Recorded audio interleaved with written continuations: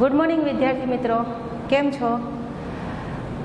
અત્યારે આમ તો રેગ્યુલર જોઈએ તો વેકેશનનો ટાઈમ છે, પરંતુ પરિસ્થિતિ અત્યારે એવી થઈ ગઈ છે કે આપણે ઘરે બેઠા અભ્યાસ કરવો પડે છે અને આપણી સ્કૂલ તરફથી ઘરે બેઠા વિદ્યાર્થી અભ્યાસ કરી શકે એ માટે આવી રીતે ઓનલાઈન એજ્યુકેશન એટલે કે જેને તમે ઓનલાઈન ટીચિંગ કહી શકો છો એની શરૂઆત કરી છે.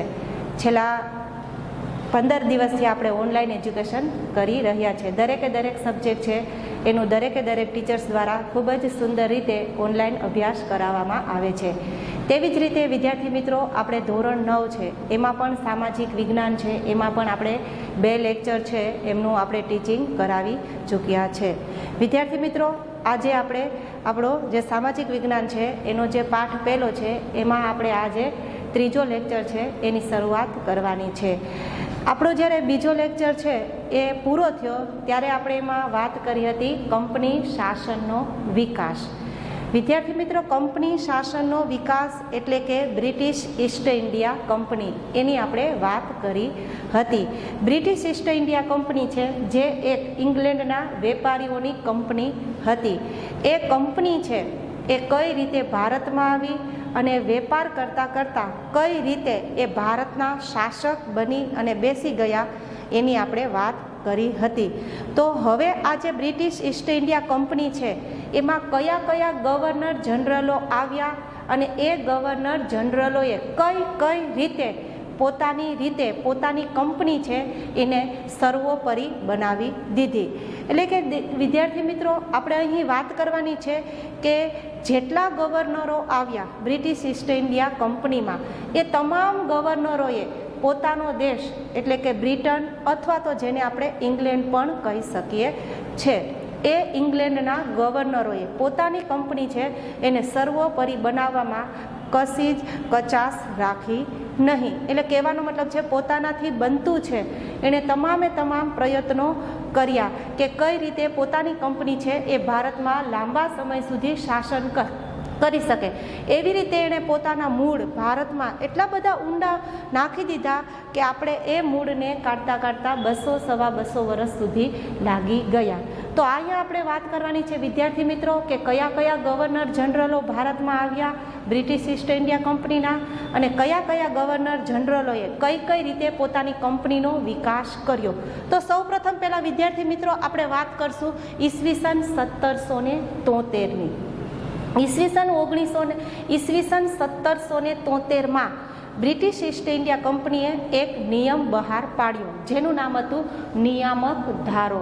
વિદ્યાર્થી મિત્રો, આ જે નાના શબ્દો છે એને 2 વાર બોલવાનું કારણ એટલું છે કે એ તમારે ખાલી જગ્યા, ખરા ખોટા, જોડકા, MCQ એ બધામાં તમને પૂછાઈ શકે એમ છે. અને સામાજિક વિજ્ઞાન તો એ ખાલી 8મા 9મામાં ભણાવવામાં આવતું વિજ્ઞાન નથી, પણ સાથે અત્યારે તમે જોજો કે કોઈ પણ ગવર્મેન્ટ જોબ છે એ મેળવવા માટે આપણે મોટા ભાગે જનરલ નોલેજની તૈયારી કરતા હોય છે. તો આ જનરલ નોલેજમાં પણ સૌથી વધારે જો જનરલ નોલેજને લગતા ક્વેશ્ચન હોય તો એ છે સામાજિક વિજ્ઞાનમાં જ.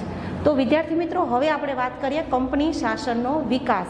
બ્રિટિશ ઈસ્ટ ઇન્ડિયા કંપનીએ ભારતમાં ઈસવીસન 1773માં તો કે નિયામક ધારો બહાર પાડ્યો. આ ધારો શું હતો, એ શું કહેવા માંગતો એની આપણે અહીં વાત કરવાની છે. નિયામક ધારા મુજબ એ સમયે જે કોલકાતા એટલે કે બંગાળ છે એમનો જે નવાબ હતો એને સમગ્ર ભારતનો ગવર્નર બનાવવામાં આવશે, બરાબર. અને આખા ભારતમાં જેટલા બ્રિટનના એટલે કે બ્રિટિશ ઈસ્ટ ઇન્ડિયા કંપનીના જેટલા વેપારીઓ છે એ વેપાર કરતા હતા એ બધાને આ ગવર્નર છે એને અંકુશમાં લેવાના હતા. કારણ કે ઘણા બધા વેપારીઓ એવા હતા કે પોતાની રીતે મન થાય તેમ ભારતમાં વેપાર કરતા હતા અને એને કારણે ઇંગ્લેન્ડ છે એને નુકસાન જતું હતું. એટલે ઇંગ્લેન્ડની સરકારે નક્કી કર્યું કે આપણે આ એક ધારો પસાર કરીએ અને આ ધારા મુજબ સમગ્ર હિન્દુસ્તાનમાં જેટલા બ્રિટિશ ઈસ્ટ ઇન્ડિયા કંપનીના જેટલા વેપારીઓ શાસન કરે છે, જેટલા વેપારીઓ વેપાર કરે છે એ બધાને હવે અંકુશમાં રાખવાનું કાર્ય કરતું હતું। ટૂંકમાં જેટલા વેપારીઓ વેપાર કરતા હતા એની હવે દેખરેખની જવાબદારી ગવર્નર જનરલ ઉપર હતી। તો ભારતમાં તમને કોઈ વિદ્યાર્થી મિત્રો એમ પૂછે કે ભારતમાં સૌપ્રથમ ગવર્નર જનરલ તરીકે કોણ આવ્યા, તો ભારતમાં સૌપ્રથમ ગવર્નર જનરલ તરીકે જે આવ્યા એમનું નામ છે વોરન હેસ્ટિંગ, કારણ કે એ સમયે વોરન હેસ્ટિંગ છે એ બંગાળના ગવર્નર જનરલ હતા અને નિયામક ધારા મુજબ જે ગવર્નર જનરલ છે એ બંગાળના હોય એમને સમગ્ર હિન્દુસ્તાનના ગવર્નર જનરલ બનાવી દેવામાં આવ્યા। હવે કોઈ પણ ગવર્નર જનરલ આવે એટલે એનું કામ શું હતું, તો કે પોતાની કંપનીનો વિકાસ કરવાનો, એટલે કે પોતે જેની સાથે જોડાયેલા છે એને પોતાની જે સર્વોપરિતા છે એ સિદ્ધ કરવાની હતી। ગવર્નર જનરલ તરીકે સૌપ્રથમ ભારતમાં આવનાર વ્યક્તિ વોરન હેસ્ટિંગ છે એ પણ પોતાની જે બ્રિટિશ ઈસ્ટ ઇન્ડિયા કંપની છે એમના વફાદાર હતા અને એ જેટલો સમય ભારતમાં રહ્યો એણે પોતાની જે જવાબદારી છે એ ખૂબ જ સારી રીતે નિભાવી। જેટલા ભારતમાં ગવર્નર જનરલો આવ્યા એણે પોતાની જવાબદારી ખૂબ સુંદર રીતે, ટૂંકમાં ભારત માટે જરા પણ સારું નહોતું પણ પોતાની કંપની માટે એણે ખૂબ સુંદર કાર્યો કર્યા। તો સૌપ્રથમ જે ગવર્નર જનરલ તરીકે આવ્યા વોરન હેસ્ટિંગ, એણે શું કર્યું તો કે પોતાની કંપનીનો વિકાસ કરવા માટે લાંબો સમય સુધી બ્રિટિશ ઈસ્ટ ઇન્ડિયા કંપની છે એ ભારતમાં શાસન કરી શકે, વેપાર કરી શકે, એટલે એણે સૌપ્રથમ તો કે મરાઠાઓ સાથે વિગ્રહ કર્યો। વિગ્રહ એટલે કે નાનું અમથું તમે એને યુદ્ધ પણ કહી શકો છો। મરાઠા એટલે કે મહારાષ્ટ્ર, એ સમયે મહારાષ્ટ્રમાં જેટલા મરાઠાઓ હતા એ ખૂબ જ બ્રિટિશ ઈસ્ટ ઇન્ડિયા કંપની છે એમનો વિરોધ કરતા હતા અને આ જ વોરન હેસ્ટિંગે એ મરાઠાઓ સાથે તો કે પ્રથમ મરાઠા વિગ્રહ કર્યો। બરાબર એ જ સમયે વોરન હેસ્ટિંગે તો કે મૈસૂરના જે હૈદર અલી છે એમની સાથે એમણે દ્વિતીય મૈસૂર વિગ્રહ કર્યો, એટલે કે એક સાથે બે જગ્યાએ વોરન હેસ્ટિંગ છે એણે બે પ્રજાઓ છે એને અંકુશમાં લેવા માટે અથવા તો બે રાજ્ય છે એમના જે નવાબો છે અથવા તો જે રાજાઓ છે એને અંકુશમાં લેવા માટે એક સાથે બે વિગ્રહો ચાલુ કર્યા। આ બંને વિગ્રહોમાં વોરન હેસ્ટિંગ છે એમને ખૂબ સારી એવી સફળતા મળી, પરંતુ એક સાથે બે વિગ્રહો ચાલુ હોવાથી કંપની છે એને ખૂબ લાંબા પ્રશ્નો પણ એટલા જ એમની સામે આવ્યા। એટલે કહેવાનો મતલબ છે વિદ્યાર્થી મિત્રો કે કંપની છે એણે જે બે નાના વિગ્રહો ચાલુ કર્યા હતા વોરન હેસ્ટિંગે, એક મરાઠાઓ સાથે અને એક હૈદર અલી સાથે, બંનેમાં સફળતા મળી પણ સાથે સાથે કંપની છે એમની સામે અસંખ્ય સમસ્યાઓ ઊભી થઈ। બરાબર, પછી વોરન હેસ્ટિંગ છે એમનો ભારતમાં જે ગવર્નર જનરલ તરીકેનો જે કાર્યકાળ છે વિદ્યાર્થી મિત્રો એ પૂરો થાય છે। પછી એના પછી ગવર્નર જનરલ તરીકે ભારતમાં જે વ્યક્તિ આવે છે એમનું નામ છે એ છે કોર્નવોલિસ। તમને બધાને ખબર છે કે કોર્નવોલિસ છે એ ભારતના બીજા ગવર્નર જનરલ હતા અને એ જે પદ્ધતિ લઈને આવ્યા હતા એમનું નામ છે કાયમી જમાબંધી।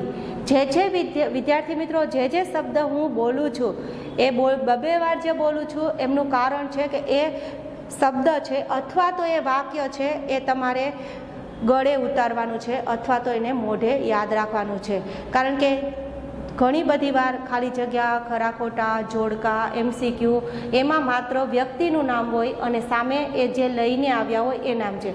ઉદાહરણ તરીકે વોરન હેસ્ટિંગ તો કે પ્રથમ ગવર્નર જનરલ, પછી એવી જ રીતે તો કે કોર્નવોલિસ તો કે એની સામે આવે કાયમી જમાબંધી, એના પછીનું છે સર જોન શોર તો એમાં સામે આવે તો કે તટસ્થતાની નીતિ, પછી વેલેસ્લી તો કે સહાયકારી યોજના, ડેલહાઉસી તો કે ખાલસા નીતિ।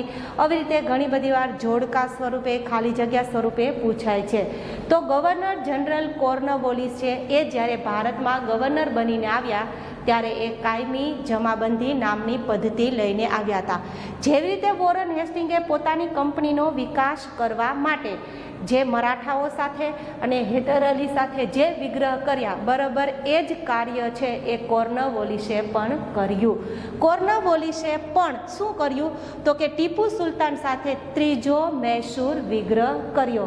એટલે કે મૈસૂરના જે વાઘ કહેવાય છે, જેને આપણે ટીપુ સુલતાન મૈસૂરના વાઘ તરીકે ઓળખાવીએ છીએ, એની સાથે કોર્નવોલિસે ત્રીજો મૈસૂર વિગ્રહ કર્યો. હવે આ ત્રીજો જે મૈસૂર વિગ્રહ થયો એમાં ટીપુ સુલતાનની હાર ન થાત, પરંતુ નિઝામની મદદથી, નિઝામ એટલે હૈદરાબાદ, હૈદરાબાદના જે શાસક છે એમનું નામ હતું નિઝામ. અંગ્રેજોએ નિઝામની મદદ લીધી અને પછી ટીપુ સુલતાન છે એને હાર આપી. ત્રીજા મૈસૂર વિગ્રહમાં ટીપુ સુલતાન છે એમની હાર થાય છે અને હાર થાય એટલે જે શરતો છે એને ફરજિયાત સ્વીકારવી પડે છે. સંધિ એટલે શરતો. એ સમયે વિદ્યાર્થી મિત્રો એવો નિયમ હતો કે યુદ્ધમાં જે હારેલા રાજા છે એને જીતેલા જે શાસક છે એ જે કાંઈ પણ શરતો કે સંધિનું પાલન કરાવે એમાં ફરજિયાત એને કરાવવું પડતું હતું. ત્રીજા મૈસૂર વિગ્રહમાં ટીપુ સુલતાન છે નિઝામની મદદ, અંગ્રેજોએ નિઝામની મદદ લીધી અને ટીપુ સુલતાન છે એમની હાર થઈ અને હાર થવાથી અંગ્રેજોએ જે શરતો મૂકી ના છૂટકે ટીપુ સુલતાનને એ શરતો છે એ સ્વીકારવી પડી. એ પછી ત્રીજા ગવર્નર જનરલ તરીકે આવે છે સર જ્હોન શોર. એ ખૂબ જ સારા માણસ હતા, કારણ કે એ જે નીતિ લઈને આવ્યા હતા એમનું નામ છે તટસ્થતાની નીતિ. તટસ્થતાની નીતિનો મતલબ જ આપણે શબ્દ ઉપરથી ઓળખી શકીએ. તટસ્થ એટલે બંને પક્ષે એક સરખું રહેવું, ન આ પક્ષમાં ન આ પક્ષમાં, ટૂંકમાં બે બાજુ સમતોલનપણું જાળવવું, એને કહેવાય છે તટસ્થતાની નીતિ. ટૂંકમાં સારા ગવર્નર હતા. એ કંપનીનો વિકાસ પણ કરવા માંગતા હતા, પણ સાથે સાથે ભારતની જે પ્રજા છે એમની સાથે એ અન્યાય કરવા માંગતા નહોતા. એટલે સર જ્હોન શોર છે એ જે નીતિ લઈને આવ્યા એ તટસ્થતાની નીતિ હતા. અને આવા સારા માણસ છે એ લાંબો સમય સુધી ટકી શકે એમ નથી. બ્રિટિશ ઈસ્ટ ઇન્ડિયા કંપની છે કે જે ઇંગ્લેન્ડથી સંચાલન કરતી હતી, એને એમ થયું કે સર જ્હોન શોર છે એણે અત્યાર સુધી જે ગવર્નરોએ ભારતમાં બ્રિટિશ ઈસ્ટ ઇન્ડિયા કંપનીની જે પ્રતિષ્ઠા વધારી છે એ ધીમે ધીમે સર જ્હોન શોરના સમયમાં ઘટવા લાગી છે. એટલે તાત્કાલિક બ્રિટિશ ઈસ્ટ ઇન્ડિયા કંપનીના જે શાસકો છે એણે તાત્કાલિક છે એ સર જ્હોન શોરને ફરી પાછા ઇંગ્લેન્ડ બોલાવી લીધા, કારણ કે એમની નીતિને કારણે.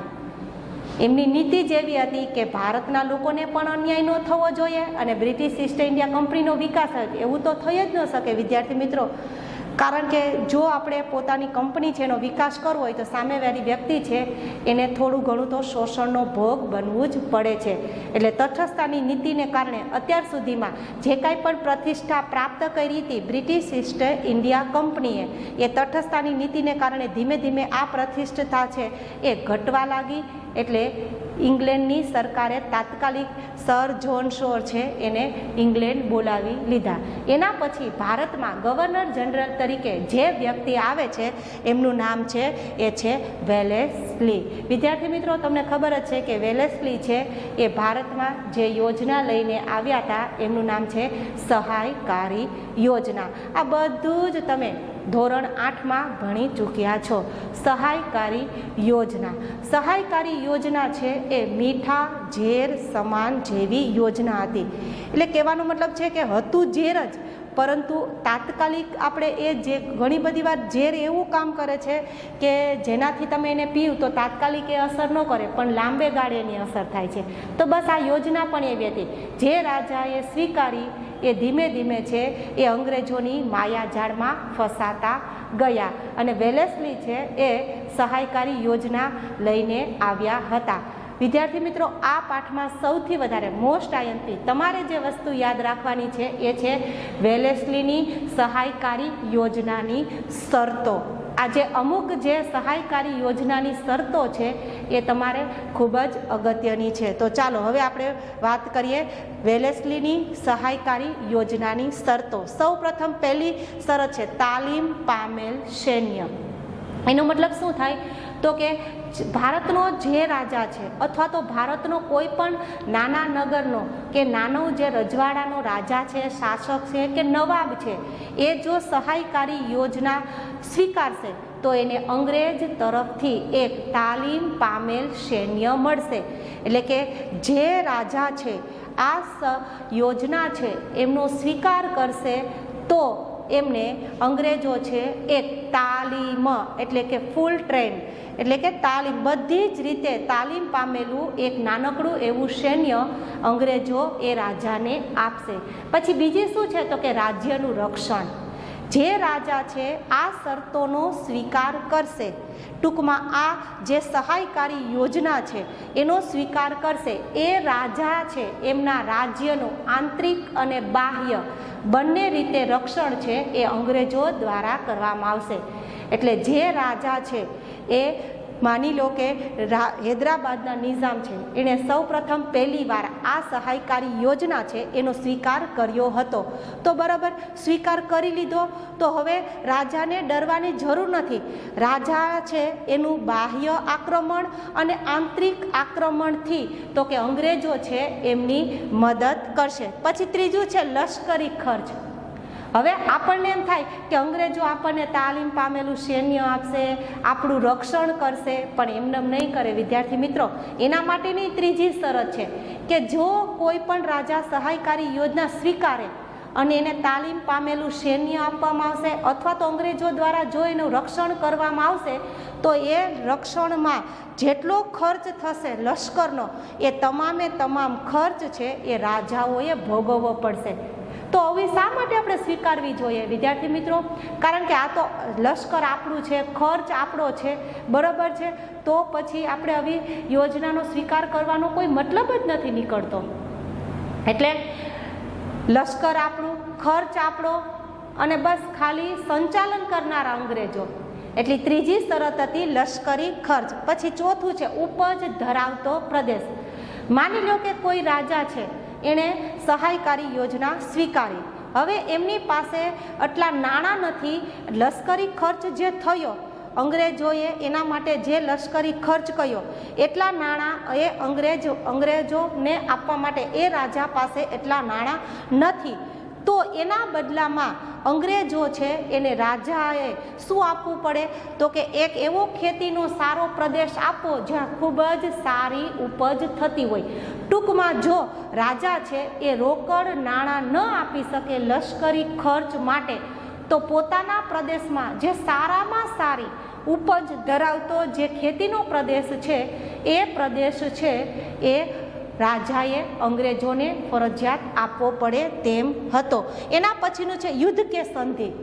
જે રાજા છે એ સહાયકારી યોજના સ્વીકારશે એ રાજાએ અંગ્રેજોને પૂછ્યા વગર કોઈ પણ અન્ય રાજા, શાસક કે નવાબ છે એમની સાથે કોઈ પણ પ્રકારનું યુદ્ધ કે સંધિ ન કરવી. એટલે કહેવાનો મતલબ છે કે યુદ્ધ કે સંધિ કરતી વખતે પણ ફરજિયાત કંપની છે એટલે કે અંગ્રેજો છે એમની પરવાનગી લેવી. પરવાનગી મળે તો યુદ્ધ અને સંધિ કરવી અને પરવાનગી ન મળે તો યુદ્ધ અને સંધિ ન કરવી. એના પછીનું છે અંગ્રેજ પ્રતિનિધિ.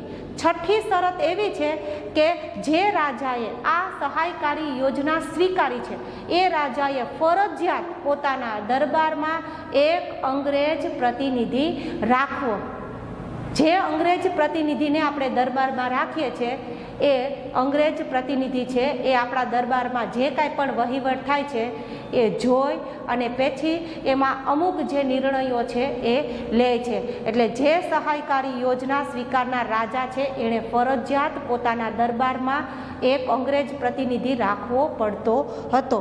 છેલ્લી અને સાતમી જે શરત છે એ છે જે રાજાએ આ સહાયકારી યોજના સ્વીકારી છે એ રાજાએ અંગ્રેજોને પૂછ્યા વગર અંગ્રેજો સિવાય અન્ય બીજા કોઈ પણ દેશની પ્રજા છે એને નોકરીમાં રાખવાની.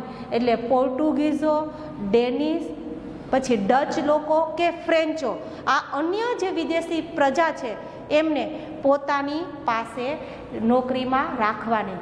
એટલે કહેવાનો મતલબ છે કે વિદ્યાર્થી મિત્રો ખૂબ આકરી શરતો હતી, મીઠા ઝેર સમાન જેવી યોજના હતી, છતાં પણ ભારતના ઘણા બધા એવા રાજાઓ છે કે જે આ મીઠા ઝેર સમાન જેવી યોજના છે એનો સ્વીકાર કર્યો. કયા કયા રાજાઓએ આમનો સ્વીકાર કર્યો? તો સૌ પ્રથમ પહેલું નામ આવે છે નિઝામ. હૈદરાબાદના જે નિઝામ હતા એણે આ સહાયકારી યોજના સ્વીકારી હતી. પછી મૈસૂર, અવધ, સિંધિયા, ગાયકવાડ, ભોંસલે અને હોલકર, આ તમામ રાજાઓ છે એણે વેલેસ્લીની સહાયકારી યોજના સ્વીકારી હતી. અને છેલ્લે આ તમામ રાજાઓ છે એ પોતાના રાજ્યો છે એ ખોઈ બેસે છે. બરાબર છે. પછી એવી જ રીતે વેલેસ્લી છે એણે આ યોજના સ્વીકારી. જે રાજાઓ એટલે કે ટીપુ સુલતાન, મૈસૂરે પણ આ યોજના સ્વીકારી હતી અને એ જ વેલેસ્લીએ ટીપુ સુલતાન સાથે ચોથો મૈસૂર વિગ્રહ કરી અને આ વિગ્રહમાં લડતા લડતા ટીપુ સુલતાન છે એ શહીદ થઈ જાય છે. એટલે ભારતમાં જેટલા અંગ્રેજ ગવર્નરો આવ્યા આ બધા જ અંગ્રેજ ગવર્નરોમાં સૌથી વધારે બ્રિટિશ ઈસ્ટ ઇન્ડિયા કંપનીનો વિસ્તાર વધારનાર જો કોઈ ગવર્નર જનરલ હોય તો એ છે વેલેસ્લી. હવે વેલેસ્લી છે એ પોતાનું કાર્ય પૂરું કરી અને પોતાના દેશમાં જાય છે. એના પછી ભારતમાં જે ગવર્નર જનરલ આવે છે એમનું નામ છે ખાલી હેસ્ટિંગ્સ. વોરન હેસ્ટિંગ્સ નહીં વિદ્યાર્થી મિત્રો, ખાલી હેસ્ટિંગ. વોરન હેસ્ટિંગ તો પ્રથમ ગવર્નર જનરલ હતા. વોરન હેસ્ટિંગ છે કોઈ પણ ગવર્નર જનરલ ભારતમાં આવે એમનું કામ છે બસ એક જ, પોતાની કંપનીનો વધારેમાં વધારે વિસ્તાર કરવો. વોરન હેસ્ટિંગ ભારતમાં ગવર્નર જનરલ બનીને આવ્યા. એણે નેપાળ સાથે યુદ્ધ કર્યું.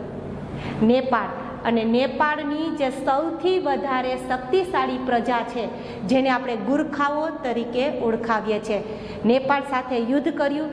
નેપાળને હેસ્ટિંગે યુદ્ધમાં હાર આપી અને એ ગુરખાઓ છે એણે અંગ્રેજોએ પોતાના લશ્કરમાં સામેલ કરી દીધા, એટલે કે પોતાના લશ્કરમાં જોડી દીધા. એ પછી હેસ્ટિંગ પછી ભારતમાં જે ગવર્નર જનરલ તરીકે આવે છે એમનું નામ છે જનરલ વિલિયમ બેન્ટિક. ખૂબ જ સારા માણસ હતા. અત્યાર સુધીમાં ભારતમાં જેટલા ગવર્નર જનરલો આવ્યા એ બધામાં સૌથી સારામાં સારા અને ભારત માટે જો સારું કરનારા હોય તો એ છે ગવર્નર જનરલ. એને ઉદાર ગવર્નર જનરલ તરીકે પણ કહેવામાં આવે છે.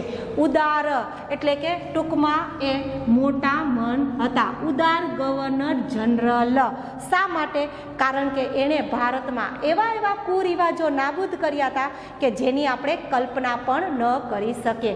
ઉદાહરણ તરીકે સતી પ્રથા, દીકરીને દૂધ પીતી કરવાનો રિવાજ, બાળ લગ્ન, વિધવાઓને જે પુનઃ લગ્ન કરવાની મનાઈ હતી, આવા તમામ રિવાજો છે એ ભારતમાંથી દૂર કરનાર ગવર્નર જનરલ હતા વિલિયમ બેન્ટિક. એટલે એને ઉદાર ગવર્નર જનરલ કહેવામાં આવે છે. એટલે કે આવા બહુ જનરલો છે ને એ ભારતમાં ચાલ્યા નહીં, કારણ કે એ સારું કામ કરવા આવ્યા હતા. બ્રિટિશ ઈસ્ટ ઇન્ડિયા કંપનીનો વિકાસ કરવા માટે નહોતા આવ્યા. એટલે તાત્કાલિક બ્રિટિશ ઈસ્ટ ઇન્ડિયા કંપનીએ આ ગવર્નર જનરલ છે એમની જગ્યાએ ભારતમાં નવા ગવર્નર જનરલ મૂક્યા અને એમનું નામ છે એ છે ડેલહાઉસી, જેને આપણે સારી રીતે ઓળખીએ છીએ.